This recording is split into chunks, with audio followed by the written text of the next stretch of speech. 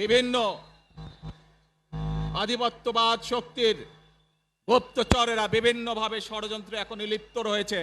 আমাদেরকে ধৈর্যশীল হতে হবে, আমাদেরকে ধৈর্য ধারণ করতে হবে।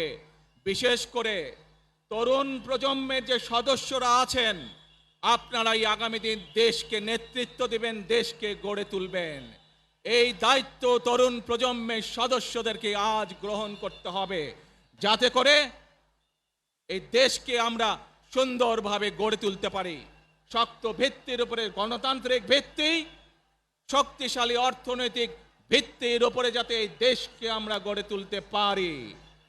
প্রিয় ভাই বোনেরা, আমার সাথে আজকে মঞ্চে এখানে বহু জাতীয় নেতৃবৃন্দ বসে আছেন।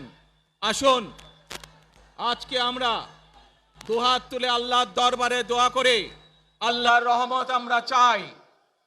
যে সকল জাতীয় নেতৃবৃন্দ এই মঞ্চে আছেন, মঞ্চের বাইরে যে সকল জাতীয় আরো নেতৃবৃন্দ আছেন, আমরা সকলে মিলে এই দেশকে নেতৃত্ব দিয়ে আমাদের বাংলাদেশের জনগণের প্রত্যাশিত সেই বাংলাদেশকে আমরা গড়ে তুলতে চাই।